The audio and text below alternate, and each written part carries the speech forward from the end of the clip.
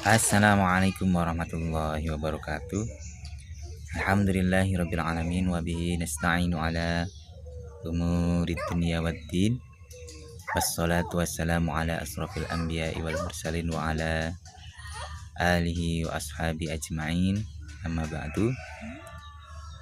Puji syukur kita panjatkan kehadirat Allah Subhanahu wa taala atas nikmat yang Allah berikan kepada kita sehingga kita bisa belajar kembali melalui media video ini.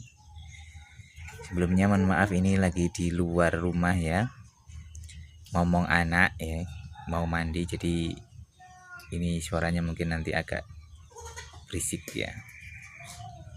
Salawat serta salam semoga senantiasa tercurah kepada uswah hasanah kita baginda Nabi Muhammad Sallallahu Alaihi Wasallam, baik keluarganya, para sahabatnya, juga para pengikutnya yang senantiasa istiqomah mengikuti sunnah-sunnahnya.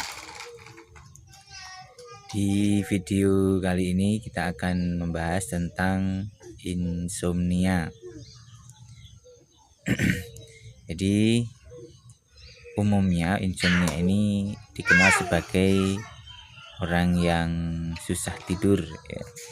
Susah tidur itu maksudnya bukan sibuk terus nggak sempet tidur, tetapi karena ada banyak waktu untuk tidur tetapi masih aja tidak bisa tidur ya. Jadi gitu masalahnya, karena udah mapan badannya tetapi masih aja tidak bisa tidur begitu ya. Ada banyak aspek kalau kita ingat mungkin bagi panjenengan yang sering susah tidur, biasanya karena pertama mungkin karena berisik ya, suaranya berisik, mau tidur malam-malam berisik, sebelah rumah ada hajatan gitu, mungkin jadi tidak bisa tidur. Ada juga karena mungkin pas mau tidur waktu itu juga pas sakit gigi, itu juga bisa juga pas mau tidur lampunya terang ya, mungkin karena nginep di tempat orang lain begitu, tidak seperti yang biasanya di rumah. Kalau di rumah itu lampunya redup begitu, ini lampunya dinyalakan. Ada juga aspek-aspek ya, ada tetangga ya. Ada juga aspek-aspek lain yang seperti penyakit maksudnya begitu, karena tidak semua insomnia itu karena gangguan lingkungan, tapi bisa karena gejala penyakit yang lain begitu. Misalnya karena asam lambung bisa, karena asma bisa, kemudian karena kemihnya bermasalah bisa. Maksudnya begini, kalau panjenengan amati misalkan jam 3 pagi kok rasa ingin ke belakang tapi ditahan gitu, pengen sampai subuh, itu biasanya setelah itu juga susah tidur begitu. Kemudian karena udah usia ya, udah usia bisa jadi itu membuat seorang jadi susah tidur. Bisa juga karena posisi tidurnya kurang betul, jadinya ya susah tidur gitu.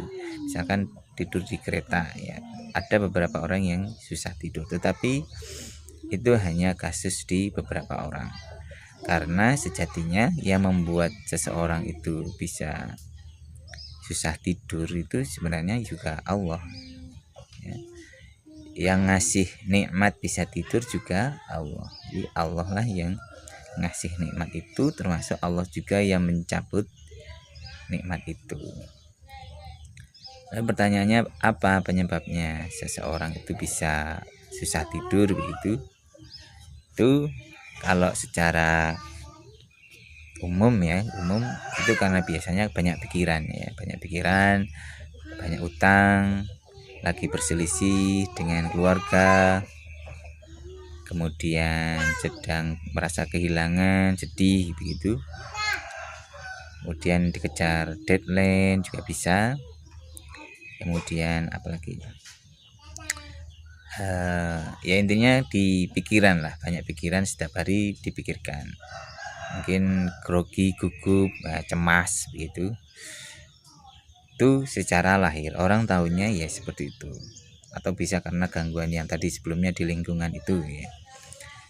Tapi kalau kita telusuri sebenarnya ada banyak hal, terutama bagi yang sekunder.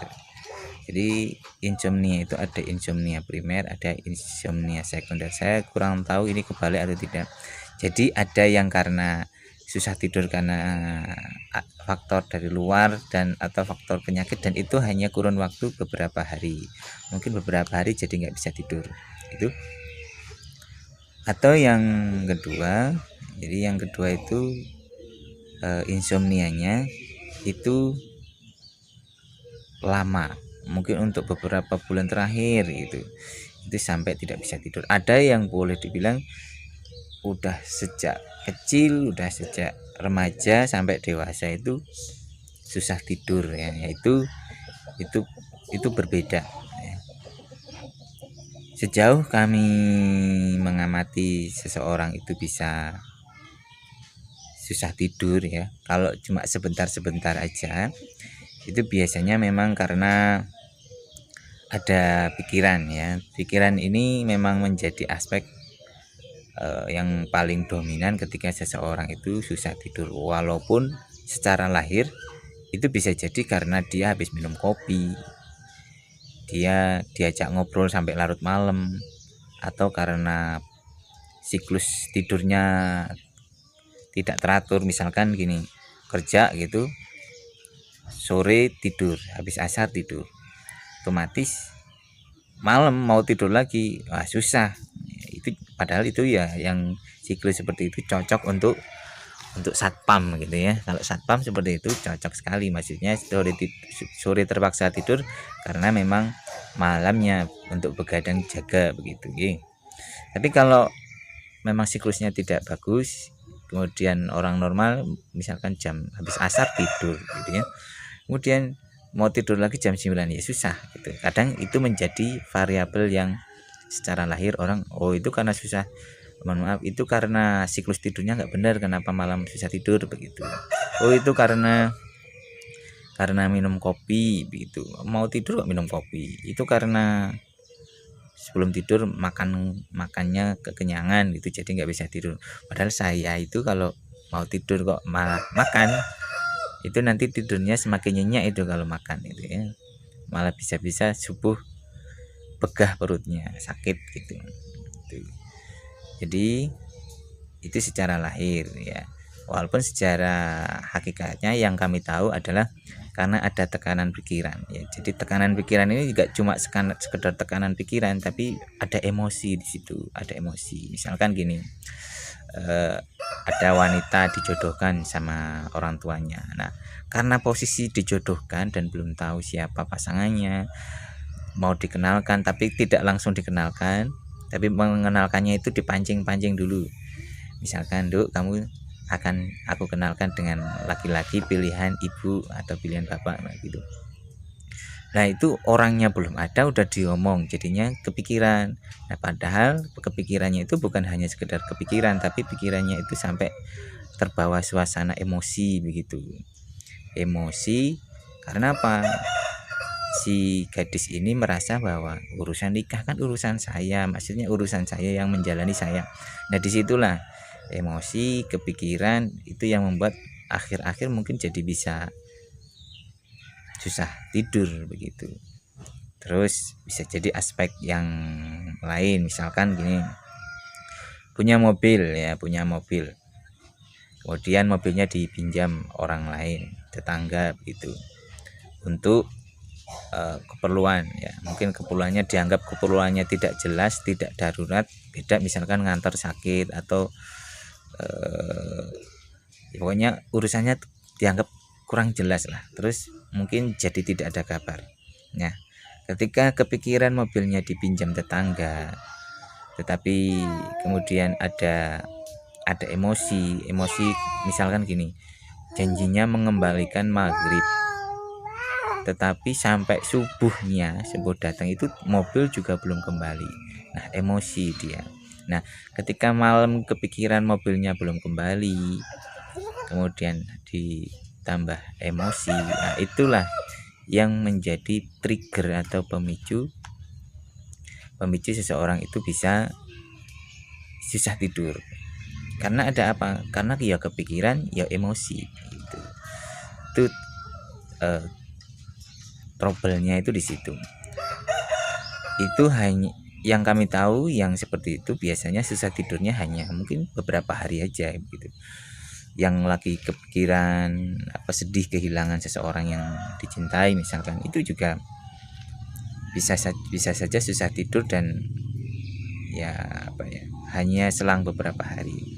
Misalkan kepikiran anaknya di kos karena mungkin anaknya sudah lulus SMA, udah kuliah, kemudian udah di luar kota begitu ya, sudah di luar kota, kepikiran mau makan, kepikiran mau tidur, kepikiran begitu ya.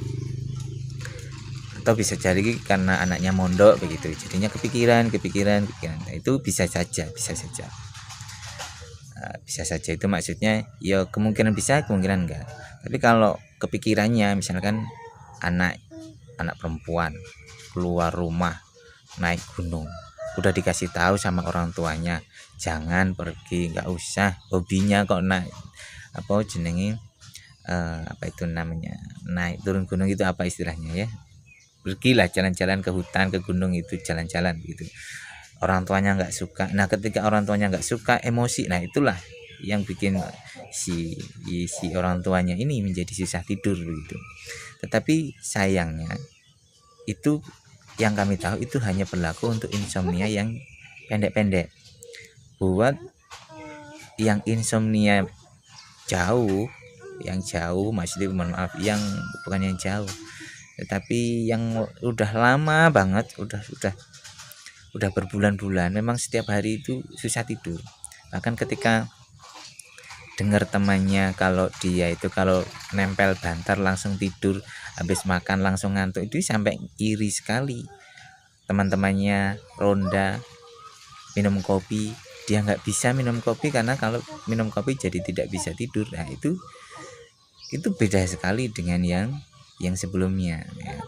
Kalau yang ini butuh istilahnya butuh analisa lebih lanjut ya, khususnya buat saudara semuanya yang insomnia yang jangka panjang ini nasihat semoga benar, dan walaupun saya tidak merasa benar, jadi anggap aja ini nasihat, saya berharap ini nasihatnya benar walaupun saya tidak merasa bahwa ini loh yang paling benar, itu tidak, tapi ini bisa menjadi introspeksi ya.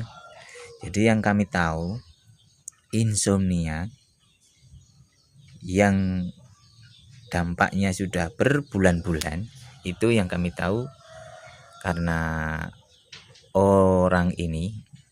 si orang ini yang insomnia ini dulu sebelum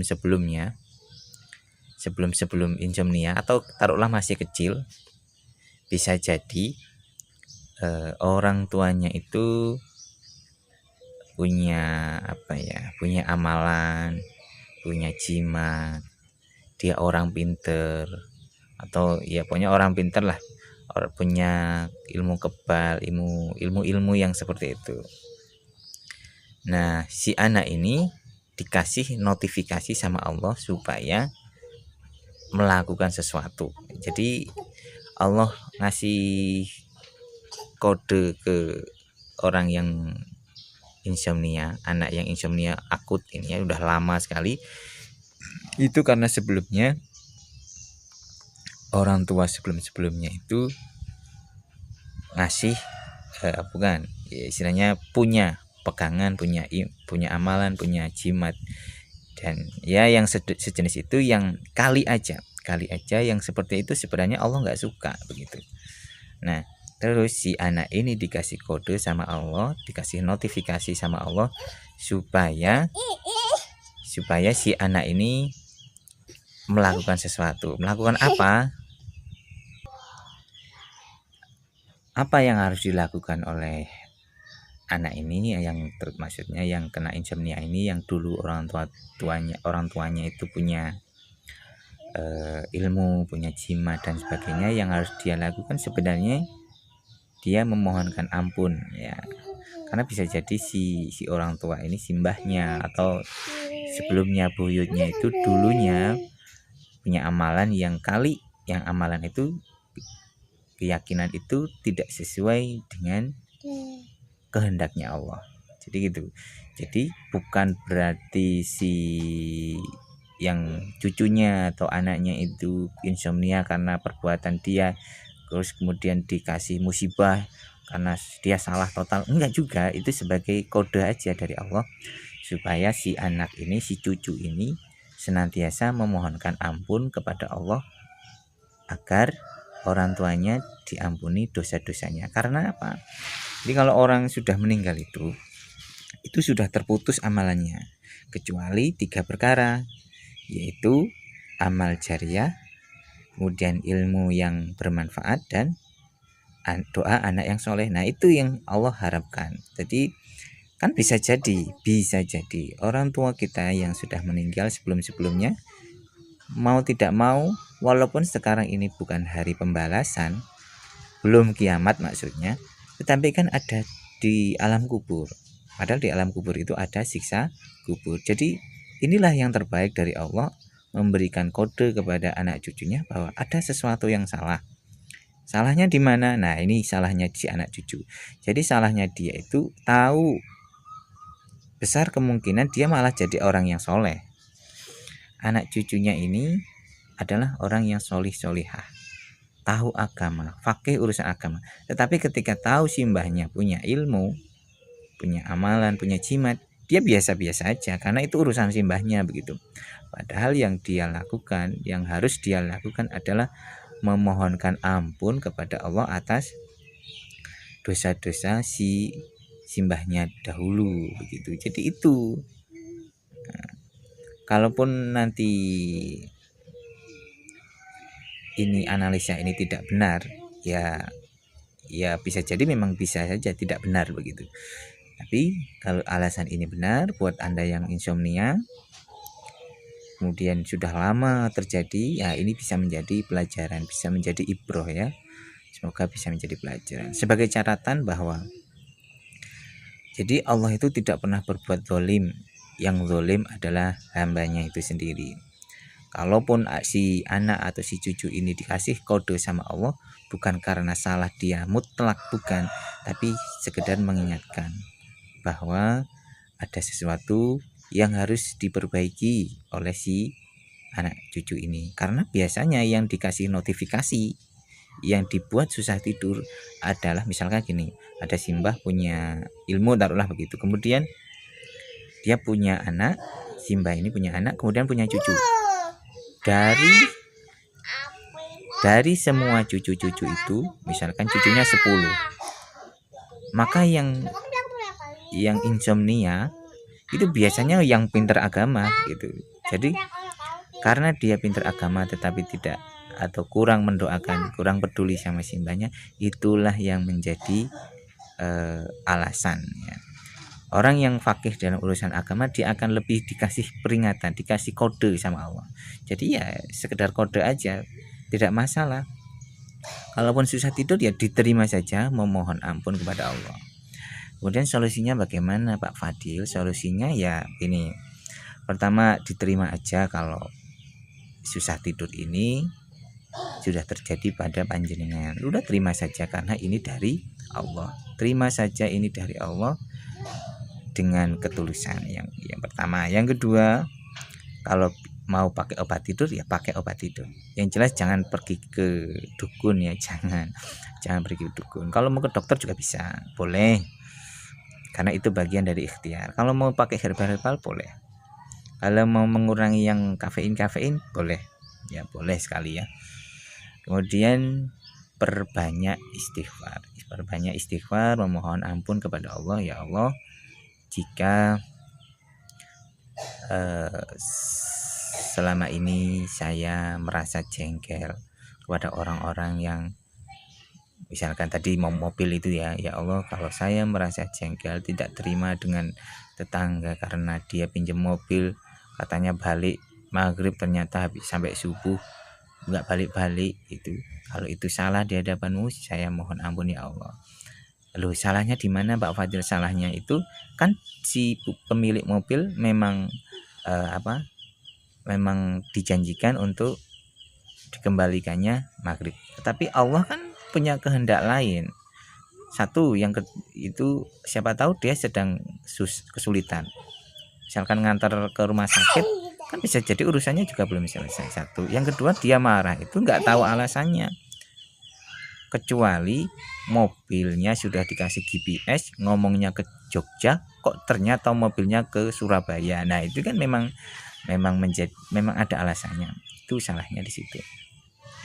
Kemudian kalau yang tadi ya misalkan yang sekunder ya, maksudnya yang sampai lama akut itu karena orang tuanya punya amalan. Nah itu doanya ya Allah jika simbah saya dulu punya amalan, punya jimat, punya raja, punya aki yang katanya sakti, yang keris yang bisa terbang ya, yang penunggunya yang harus dikasih sesaji, yang harus dimandiin kembang 7 rupa. Kalau itu amalan itu tidak sesuai syariat Engkau ya Allah ampuni salah dan dosa simbah. Ya Allah, sungguh bisa jadi simbah sekarang sedang sedang diuji ya di alam kubur. Kalau itu terjadi karena perbuatan beliau sebelum-sebelumnya ketika masih hidup, ya Allah aku memohon kepada Engkau agar Engkau ringankan siksa simbahku begitu ya. Artinya sebagai seorang cucu harus proaktif ya, sebagai seorang anak harus proaktif. Jadi jangan diam saja, karena ciri-ciri orang beriman itu ketika melihat kemungkaran dia akan bertindak walaupun ya sesuai kemampuan. Yang mampunya pakai kuasa karena dia mungkin pimpinan, nah dia berkuasa mengendalikan di bawahnya pakai kekuasaan. Kalau yang kuasaannya lisan karena mungkin hanya dengan teman sejawat, kalau bisanya hanya ngasih nasihat ya nasihat. Tapi kalau dia orang yang lebih sepuh, orang yang sudah meninggal ya karena bisa pakai hati ya didoakan pakai hati. Itu saja yang bisa kami sampaikan. Kita tutup dengan doa kafaratul majelis bersama-sama. Subhanakallahumma wa bihamdika asyhadu an la ilaha illa anta astaghfiruka wa atubu ilaik. Walhamdulillahirabbil alamin. Wassalamualaikum warahmatullahi wabarakatuh. Wallahu a'lam.